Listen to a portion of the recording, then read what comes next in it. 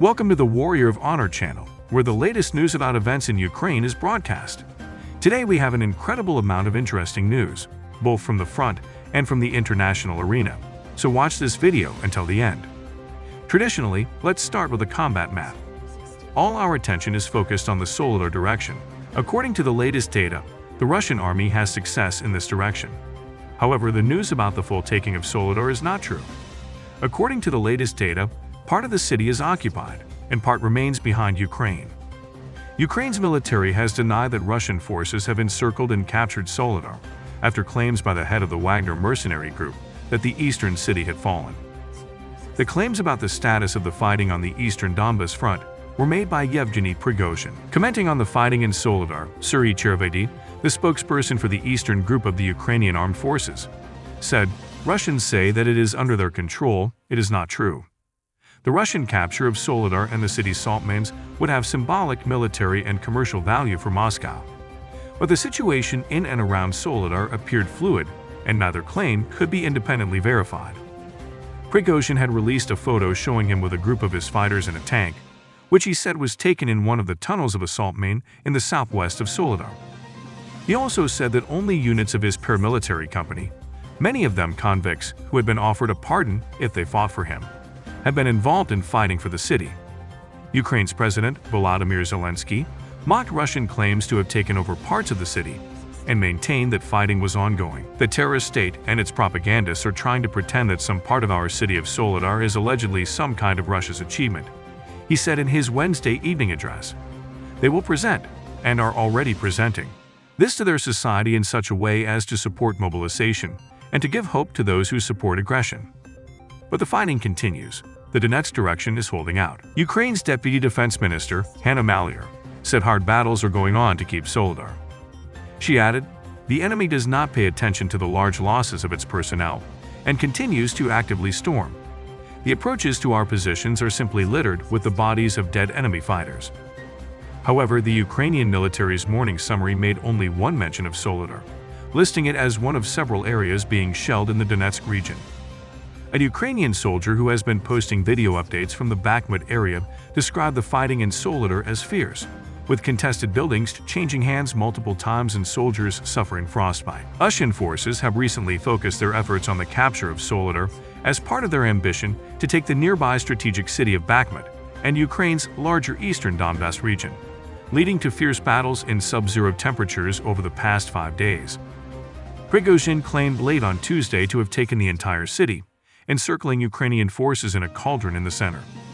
Wagner units took control of the entire territory of Soledar. A cauldron has been formed in the center in which urban fighting is going on.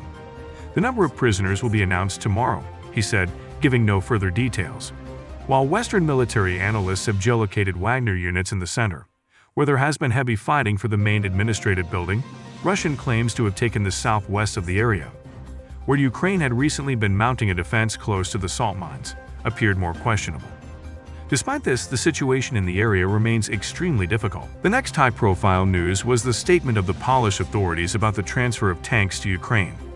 Speaking on a visit to Lviv on Wednesday, the Polish president, Andrzej Duda, said a company of Leopard tanks will be handed over as part of coalition building. "We want it to be an international coalition. The transfer would require permission from Germany, which Kyiv has been pressing separately to supply Leopard 2s. Perhaps suggesting a softening of Germany's stance on the transfer of main battle tanks after recent contacts between Warsaw and Berlin. However, a German government spokesperson said it was not aware of any request from allies to send the tanks to Ukraine. The issue of supplying tanks to Ukraine has become the center of a frenzied round of recent diplomacy, as a number of countries have put pressure on the German Chancellor, Olaf Scholz, to allow the supply of Leopard 2s. Great Britain also announced the transfer of tanks. Britain is considering supplying a handful of Challenger 2 tanks to Ukraine, the first time a Western country has indicated it may supply its homemade heavy armor to Kyiv in the war against Russia.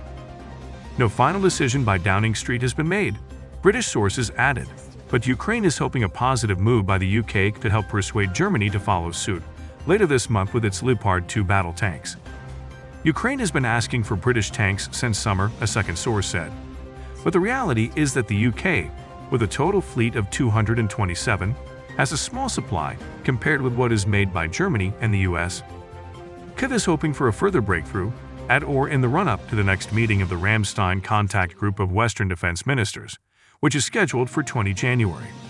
Chaired by the U.S., the group coordinates military aid to Ukraine. Last week, Ukraine's President Volodymyr Zelensky said, "There is no rational reason why Ukraine has not yet been supplied with Western-type tanks."